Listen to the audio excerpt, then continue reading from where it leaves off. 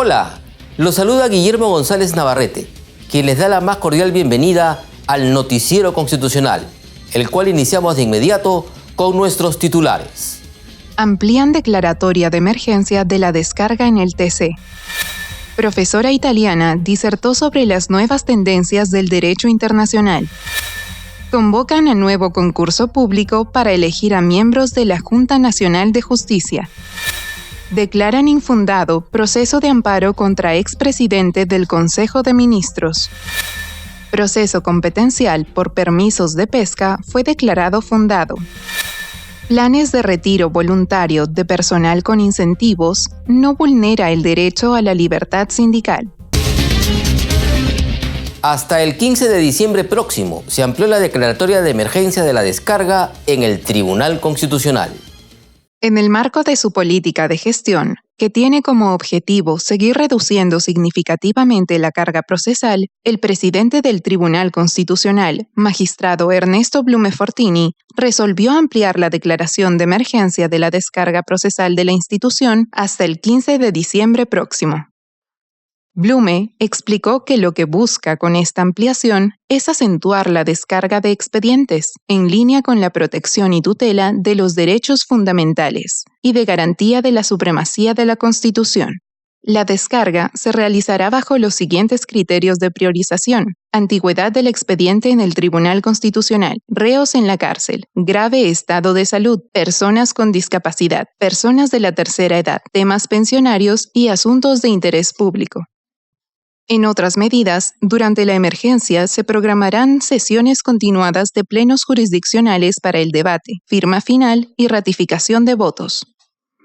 Del mismo modo, con la finalidad de contar con la información sobre la productividad y el cumplimiento de metas de cada servidor, el personal que labora en las áreas de despachos, de las comisiones y de las relatorías realizará un reporte diario de actividades, el cual se registrará en el sistema y se reportará a diario al despacho de la Presidencia en el respectivo formulario debidamente firmado por el trabajador. El desempeño del personal de las áreas comprendidas dentro de la presente declaración tendrá una calificación especial en el proceso de evaluación que realice el Tribunal Constitucional a sus servidores. Nuevas tendencias del derecho internacional es el título de la conferencia que dictó la profesora italiana Ida Caracciolo. Asistieron magistrados, funcionarios de la Embajada de Italia en el Perú, docentes y colaboradores del Tribunal Constitucional. Con gran éxito se realizó la conferencia Nuevas Tendencias del Derecho Internacional, que dictó la profesora italiana Ida Caracciolo a los asesores jurisdiccionales, abogados y practicantes del Tribunal Constitucional. Durante las palabras de bienvenida a las personalidades italianas invitadas, el presidente del TC, Ernesto Blume Fortini, dijo que la Corte Constitucional de Italia es pionera. Porque para nosotros Italia, como Tribunal Constitucional, es un referente muy importante de las experiencias europeas pioneras en el ámbito de la justicia constitucional. El Perú se nutrió y tomó ejemplos de algunas de sus instituciones. Por eso, esta ceremonia reviste especial importancia para el Tribunal Constitucional del Perú. A la conferencia asistieron los magistrados Carlos Ramos Núñez, director general del Centro de Estudios Constitucionales, y Augusto Ferrero Costa, organizador del evento, el ex canciller Eduardo Ferrero Costa, el embajador de Italia en el Perú, Giancarlo Maria Curcio, y el profesor Tullio Escovazzi. En su ponencia, Ida Caracciolo, consejera jurídica del Ministerio de Relaciones Exteriores y Cooperación Internacional de Italia, señaló que antes de la Segunda Guerra Mundial, el derecho internacional era utilizado solo para asuntos marginales en las relaciones entre los estados. Al finales del siglo XX, el derecho internacional, que era una especialización exótica en las facultades de leyes, se había convertido en una presencia ubicua en las relaciones internacionales cotidianas. En la misma Asamblea General de las Naciones Unidas había denominado la última década del siglo XX como la década del derecho internacional. ¿Por qué? Porque muchos de los proyectos que habían sido lanzados por las Naciones Unidas luego de la Segunda Guerra Mundial habían necesitado un largo trabajo antes de poder ver la luz. Entonces, al final del siglo XX fue el punto de llegada de 50 años de negociaciones internacionales. Al mismo tiempo, a la descolonización y al incremento y la ampliación de la comunidad internacional. Quisiera recordar a dos de estos resultados. El primero es el desarrollo del sistema de tutela de los derechos humanos, que fue favorecido por las Naciones Unidas a nivel universal, pero que tiene preciosos ejemplos regionales en el sistema interamericano de derechos humanos y en el sistema europeo de derechos humanos, que entre ellos dialogan y se condicionan en una jurisprudencia que, aunque es paralela, es consecuencial. Por otro lado, quisiera pensar en la institución de la Corte Penal Internacional. Aquí también hablamos de derechos humanos, la lucha contra las violaciones masivas y generalizadas de derechos humanos y a la institución de un juez internacional llamado en vía complementaria, llamado a complementar a nivel interno que estos derechos sean garantizados. Indicó que en el siglo XX se dio un mayor peso al derecho internacional y llevó a una mayor producción de normas consuetudinarias y convencionales, que exigían los estados, sociedad civil, individuos, grupos intermedios, organizaciones gubernamentales y sindicatos. Dijo que dicha expansión llevó a la necesidad de resolver las antinomias o las contradicciones entre el derecho internacional y el derecho interno. Como comentaristas de la ponencia participaron Tulia Scovazzi, profesor de la Universidad Milano Bicocca, y el ex canciller Eduardo Ferrero Costa. Ferrero sostuvo que el derecho internacional sigue su camino lentamente y sigue contribuyendo a la paz mundial y a la seguridad internacional de los estados, pese a que han surgido amenazas globales y regionales que es necesario enfrentar. Y el camino para hacerlo es el derecho y la cooperación internacional. El mundo global de hoy día es muy diferente al mundo de hace décadas. Igualmente, cuando empecé a dar mi curso hace 40 o más años, era muy diferente la realidad internacional. Hoy día han surgido nuevos temas, amenazas globales, regionales, que es necesario enfrentar. Y el camino para hacerlo es mediante el uso del derecho y la cooperación internacional. Entonces yo quería desentar la posición, digamos, positiva de esta disciplina, que es imperfecta, que está en evolución, que es incompleta, que es diferente al derecho interno. Llegaremos a una etapa ojalá, tengo la esperanza, dentro de 100, 200 años, en que tenga las características de un derecho interno, con una jurisdicción obligatoria para todos los estados, que no se da, hoy día es voluntaria, con un poder sancionador, que hoy día no tenemos, en fin, con las características típicas de un ordenamiento jurídico. Este derecho internacional está en proceso de formación y, en mi opinión, cada vez es más importante y más extendido a los diferentes aspectos de la vida de las naciones, de los estados, a nivel universal y a nivel regional. A su turno, el embajador italiano agradeció la invitación a la conferencia y destacó el trabajo del Tribunal Constitucional peruano. Además, se comprometió a implementar la colaboración de su país en el campo jurídico. Al final, el magistrado Carlos Ramos hizo entrega a los invitados de libros que edita el Centro de Estudios Constitucionales. Comisión Especial convocó al nuevo concurso público para elegir a los miembros de la Junta Nacional de Justicia. La Comisión Especial de la Junta Nacional de Justicia publicó las bases del nuevo concurso que definirá a los miembros de este órgano, el cual considera un examen de conocimientos. La evaluación de conocimientos se llevará a cabo en la ciudad de Lima el 3 de noviembre y abordará las materias que permitan acreditar la solvencia académica y profesional del postulante para desempeñar el cargo. Consistirá en un caso práctico que los aspirantes deberán resolver en función a los conocimientos técnicos principales del puesto. Lo revisarán, analizarán y harán una exposición del mismo. Para ello, podrán acceder a la normativa pertinente. El día de la evaluación, el postulante recibirá un caso para su análisis y contará con 90 minutos para elaborar su sustentación oral. Transcurridos los 90 minutos, expondrá el caso ante un comité técnico de evaluadores designado por la Comisión Especial. El postulante dispondrá de hasta 15 minutos para la exposición y 15 minutos para responder las preguntas del jurado. Según las bases del concurso, esta evaluación es eliminatoria. Serán considerados aptos y pasarán a la siguiente etapa aquellos que ocupen el puesto 1 al 28 en el orden de méritos. En caso de empate, en el 28º puesto pasarán los que obtengan el mismo puntaje. Concluida la etapa de evaluación de conocimientos, se publicarán los resultados y la lista de los postulantes que pasan a la siguiente etapa el día 4 de noviembre.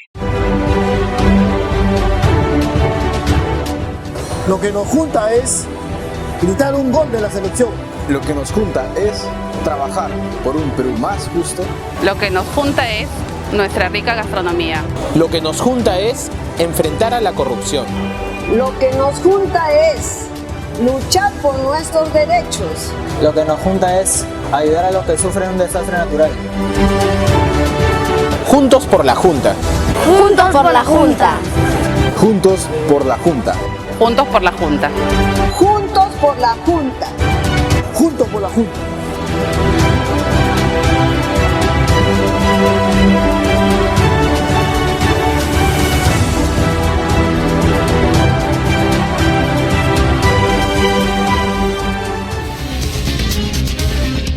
Por mayoría, el TC declaró infundado un proceso de amparo promovido contra un expresidente del Consejo de Ministros. El Tribunal Constitucional declaró infundada por mayoría la demanda de amparo promovida por el abogado Eric Iriarte contra el expresidente del Consejo de Ministros, Pedro Cateriano, debido a que lo bloqueó en su cuenta de Twitter en el 2015, mientras estaba en el cargo. Según Iriarte, el bloqueo afectaba sus derechos fundamentales de acceso a la información pública, entre ellas libertad de información y de expresión, en tanto ostentaba el cargo de presidente del Consejo de Ministros, es decir, hasta el 28 de julio de 2016. Por ello, el Poder Judicial falló en favor del demandante. Sin embargo, el Tribunal Constitucional discrepó de tal decisión y consideró que obligar a alguien a aceptar seguidores en su cuenta personal de Twitter mediante desbloqueo de cuentas vulnera su libertad personal. Además, indican que el hecho de bloquear el acceso a una cuenta personal de un funcionario público no significa denegarle al bloqueado la información que posee una entidad pública. Y finalmente, sentencian que la Constitución no permite forzar a nadie a interactuar en las redes sociales con quien no quiere. En la siguiente nota, el magistrado Carlos Ramos Núñez, director del Centro de Estudios Constitucionales, nos da detalles de una reciente publicación sobre la historia de la Corte Suprema de Justicia. Este es el libro que hemos presentado en la Feria del Libro de Lima, publicado por el Fondo Editorial del Poder Judicial, Historia de la Corte Suprema del Perú, tomo 1. Abarca la historia de la Corte Suprema desde su fundación en diciembre de 1824 hasta el año 1975, más o menos 1975. Que está pendiente una segunda parte que esperamos en algún momento pueda publicarse, desde el gobierno de Velasco hasta la actualidad, desde el gobierno de Morales Bermúdez, hasta la actualidad, ¿no? Es una historia dramática en ocasiones, ¿no? También con pasajes de heroicidad. Por ejemplo, cuando la Corte Suprema tiene que hacer frente a la invasión del ejército chileno durante la ocupación. Yo en la introducción de este texto he hablado de una historia de la Corte Suprema de cal y de arena. Es decir, es una historia en ocasiones consistente, valiente, pero también se trata de historias en las que también hay arena, es decir, ha habido corrupción, ha habido mediocridad, es decir, ha habido inconsistencia. De eso se trata, efectivamente, ¿no? No se trata de hacer una historia irreal, ¿no? Una exaltación, sino se trata de hacer una historia crítica, ¿no es cierto? Que busque una reconstrucción real de los hechos. Han habido otras historias de la Corte Suprema, pero más bien yo diría que han sido objeto de un balance en este libro de carácter exaltatorio, ¿no? Apologético. Bueno, este texto no busca eso, ¿no? Es decir, busca básicamente comprender la dinámica de la Corte Suprema. Hay aspectos importantes que destacar. Por ejemplo, el antes y el después. La Real Audiencia de Lima se transforma de alguna manera en la Corte Suprema del Perú. Algunos de los magistrados incluso quedan, es decir, con lo cual se demuestra que la transición tampoco fue tan radical como se supone, pero cambian las denominaciones. Se deja de hablar de Real Audiencia, es decir, se deja de hablar de una denominación que tiene que ver con el carácter monárquico de la institución, para pasarse a una novísima, una flamante división de poderes, ¿no? El judicial es, digamos, el tercer poder del Estado, el ejecutivo, el legislativo y el judicial, o a veces el legislativo, el ejecutivo y el judicial, pero nunca el judicial es el primero. Siempre se ha dicho por eso que el poder judicial es la cenicienta de los poderes, ¿no? Bueno, en ese momento ni siquiera tenía local. Es decir, en los años iniciales funcionaba en el Palacio de Gobierno. Es decir, es cierto que tiene un local en lo que es la avenida Abancay ahora, pero recién tiene un local propiamente dicho, con todas las características del caso, desde la construcción que empezó en el gobierno de Guía y que terminó en el gobierno de Benavides, en el actual Paseo de la República, ¿no? Hasta este libro, ¿cuántos había investigado y escrito sobre la historia de la Corte Suprema? Bueno, Luis Antonio Eguiguren tenía un trabajo, pero que se detenía sobre todo, digamos, en los momentos iniciales de la Corte Suprema, ¿no? Está el caso de Juan de Berindoaga, un oficial que fue condenado a muerte por Bolívar y fue ejecutada la pena. La Corte Suprema convalidó esta sentencia, lo cual demostraba que no era tan independiente como se esperaba, ¿no? También se relata el caso de Vidaurre, que fue el primer presidente de la Corte Suprema, un hombre dotado de una gran cultura jurídica, conocedor del derecho canónico, del derecho romano, pero también de un carácter complicado, un temperamento difícil. Lo llamaba Bolívar genio eléctrico, por sus contradicciones. Por ejemplo, en algún momento se dijo de que se había acercado a Bolívar para ayudarlo a bajar del caballo, pero no ofreciéndole el hombro como un gesto de cortesía, sino extendiendo las manos para que pudiera pisar en ellas como si se tratase de una escalera, Bolívar, y bajar así del caballo, lo cual en realidad no era cortesía, y era sumisión, más aún cuando de quien estamos hablando era del presidente de la Corte Suprema, ¿no? Es decir, hay esos claroscuros en la historia de nuestra Corte Suprema. Pero debo también encomiar el esfuerzo del fondo editorial del Poder Judicial, en manos del doctor Francisco Tábara Córdoba, que ha publicado este libro junto a otros, los discursos, por ejemplo, de los presidentes de la Corte Suprema, y creo que han publicado también obras literarias de Ciro Alegría, de Enrique López Albújar, lo cual habla muy bien de esta labor editorial que está llevando a cabo el Poder Judicial, ¿no? Finalmente, ¿a qué público está dirigido este libro, doctor? Bueno, el libro además también se encuentra en la página web, ¿no?, del Poder Judicial. Yo diría que en las personas que tengan un interés en la cultura, ¿no? Yo he cuidado de evitar términos legales de difícil comprensión, como para que la persona interesada, ¿no es cierto?, en la historia del Perú, en la justicia peruana, especialmente en una clave histórica, pueda acceder a estos documentos. Hay casos, por ejemplo, dramáticos, terribles, ¿no? Uno de ellos, el del Beato de Cajamarca, que fue condenado a internamiento en la Corte Superior de Cajamarca, pero su abogado, de apellido Alarcón, presentó un recurso de nulidad, como se llamaba entonces, y la Corte Suprema, en un caso increíble de reforma en peor, lo condenó a pena de muerte. Y la pena de muerte fue ejecutada en Cajamarca, ¿no? Y el pueblo, por lo menos una parte de él, lo convirtió en un santo, en un beato. Algo parecido ocurrió en Arequipa con el caso Apaza, ¿no? Una persona que había sido acusada de asesinar a su cónyuge, que además no se quedaba claro si era cónyuge o era conviviente. En ese momento la distinción aún no quedaba, en ese momento no había un reconocimiento de derechos a las convivientes. Fue condenado a pena de muerte. Hay una suerte, el caso del llamado monstruo de Armendáriz también está ahí, el caso Pichuzo, en fin. Esperamos que más adelante pueda publicarse un segundo volumen. El Tribunal Constitucional dio la razón por mayoría al Ministerio de la Producción en un proceso competencial.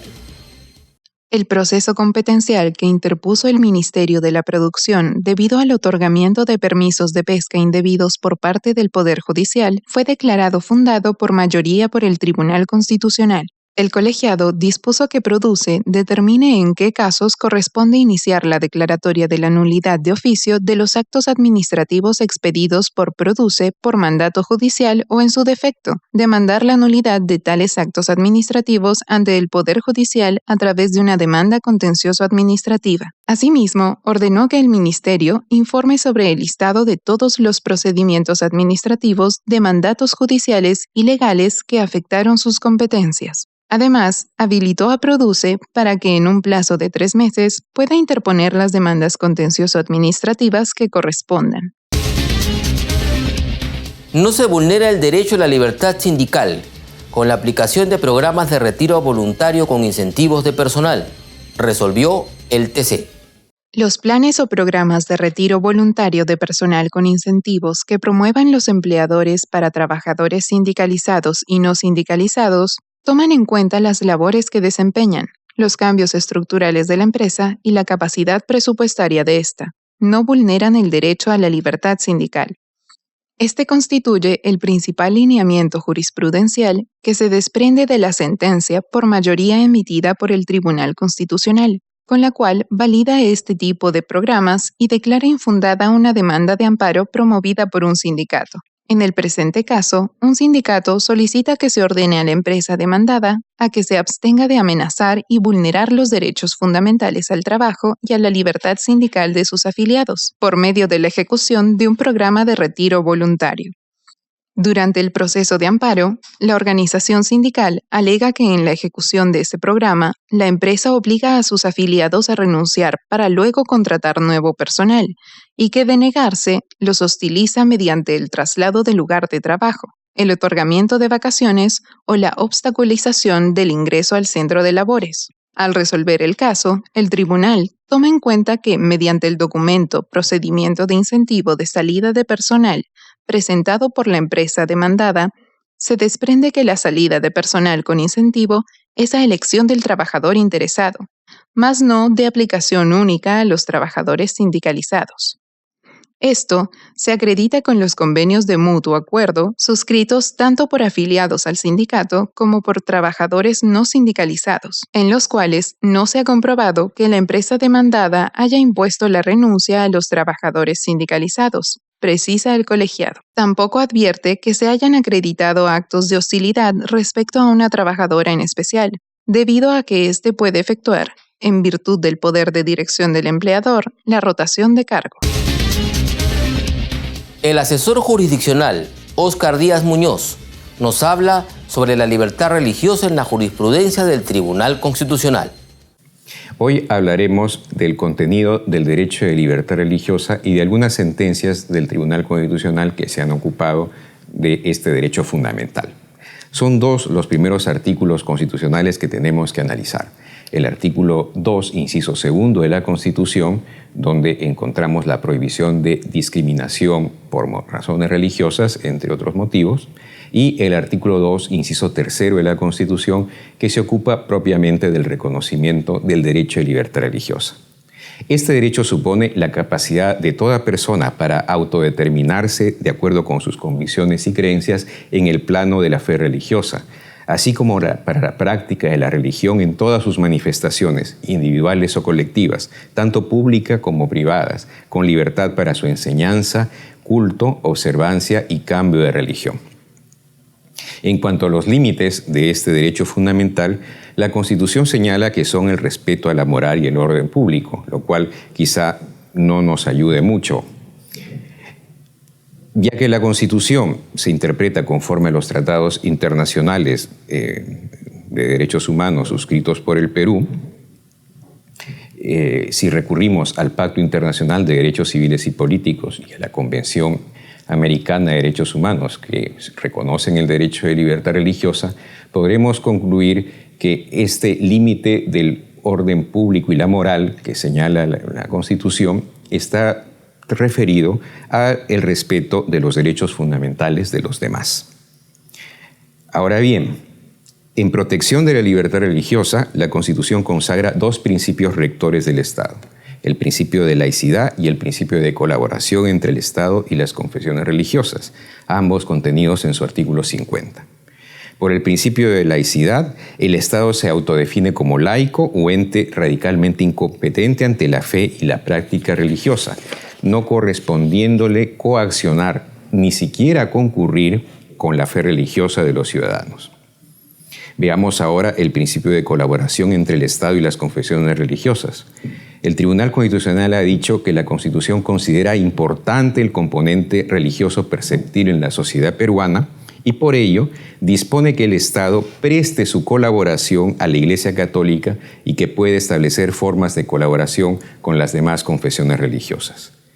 La importancia del factor religioso en la sociedad peruana, que venimos de mencionar, puede constatarse en el último Censo Nacional de 2017, en el que el 95% de los encuestados respondió que profesa alguna religión. Según nuestro Tribunal Constitucional, el modelo constitucional peruano se adscribe a lo que el Tribunal Constitucional español ha denominado laicidad positiva, en el que la Constitución, tras formular una declaración de neutralidad, valora el componente religioso perceptible en la sociedad y al mismo tiempo ordena a los poderes públicos mantener las consiguientes relaciones de colaboración con la Iglesia Católica y las demás confesiones religiosas. Veamos ahora algunos casos resueltos por el Tribunal Constitucional sobre este derecho fundamental. El primero que podemos mencionar es un caso de objeción de conciencia en el ámbito laboral. Nos referimos al expediente 895-2001-proceso de amparo. En este caso, un médico miembro de la Iglesia Adventista del Séptimo Día que laboraba en un hospital de la Seguridad Social interpuso una demanda de amparo a fin de que los directivos del hospital no le obliguen a prestar servicios los sábados. Al resolver este caso, el Tribunal Constitucional se ocupó de la objeción de conciencia en el ámbito laboral.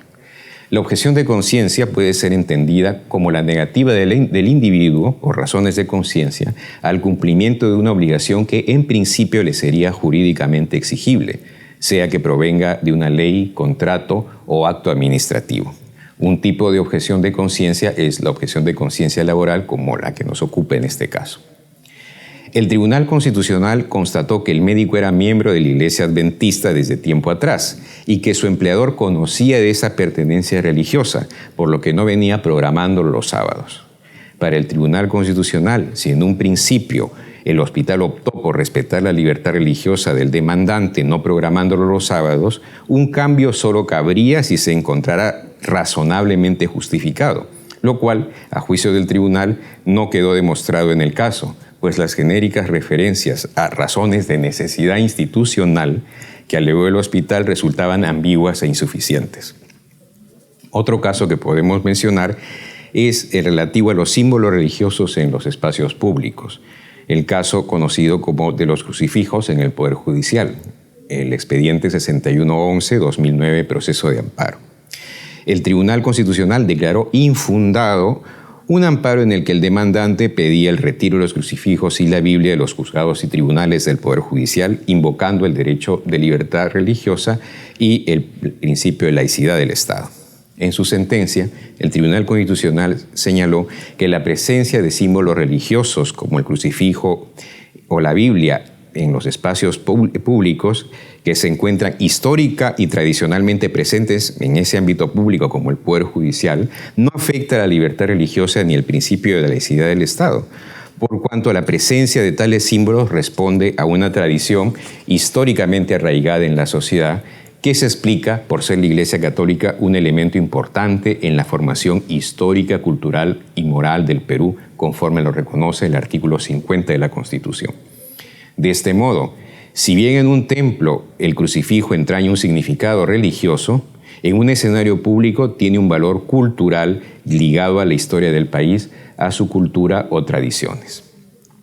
Otro caso es el relativo a celebraciones religiosas en espacios públicos. Se trata del expediente 5680-2009, proceso de amparo. El Tribunal Constitucional declaró fundada la demanda en la que un fiscal pedía que no se le aplique una disposición del presidente de una Junta de Fiscales Superiores, por la cual obligaba al personal del Ministerio Público a la adoración del Niño Jesús durante todo el año, sin permitir excepciones para quienes no desearan participar en esta actividad. El Tribunal Constitucional consideró que no se justifica que en el Estado se imponga la práctica de costumbres y ritos religiosos, por más arraigados que estos se encuentren en el sentimiento mayoritario de la población. Sin embargo, el Tribunal Constitucional precisa que no se ve afectado el principio de laicidad del Estado por la realización en una entidad estatal de celebraciones religiosas como la Navidad o un acto litúrgico, por ejemplo, siempre que se garantice la libertad de las personas para decidir si desean o no participar en ellas. Por último, podemos mencionar un caso de diversidad religiosa en la esfera de la enseñanza. Exámenes convocados en días de descanso religioso. Se trata del expediente 2430-2012, proceso de amparo. El Tribunal Constitucional desestimó una demanda de amparo en la que un miembro de la Iglesia Adventista solicitaba a una universidad nacional que programara los exámenes de admisión en fechas que no coincidieran con su descanso religioso de los sábados.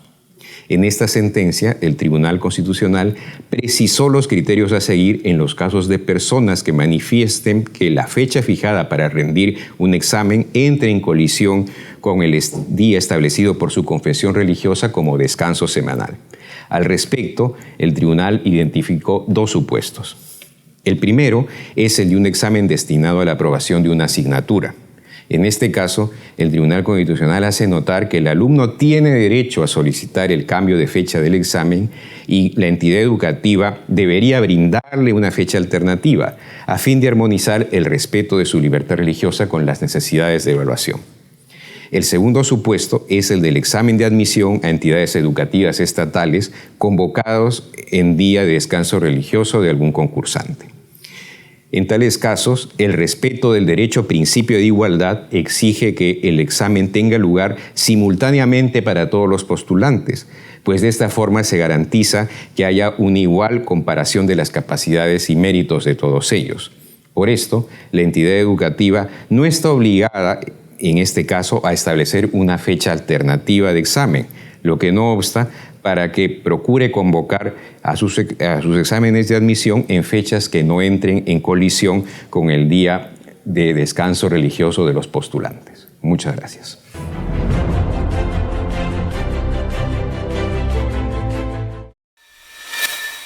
La Corte Constitucional de Colombia reconoció a los portadores del virus del VIH-Sida como sujetos de especial protección constitucional y ordenó que se les garantice la atención médica integral y el suministro de la totalidad del tratamiento ordenado por el médico. Se trata del caso de un paciente de 33 años, afiliado al régimen contributivo, Medimás EPS, en calidad de beneficiario de su progenitora, quien fue desafiliado por dicha entidad el 31 de mayo de 2018, pese a que padece VIH-Sida, síndrome de inmunodeficiencia adquirida, desde los 15 años de edad. La Corte advirtió en este fallo que las entidades encargadas de la prestación de los servicios deberán asumir las consecuencias de no acatar esta decisión, y las EPS están inexcusablemente obligadas a prestar en forma inmediata los servicios de salud requeridos por el paciente, que en este caso carecía de recursos económicos para asumir el costo de su tratamiento, y no se ha hecho efectivo el traslado al régimen subsidiado.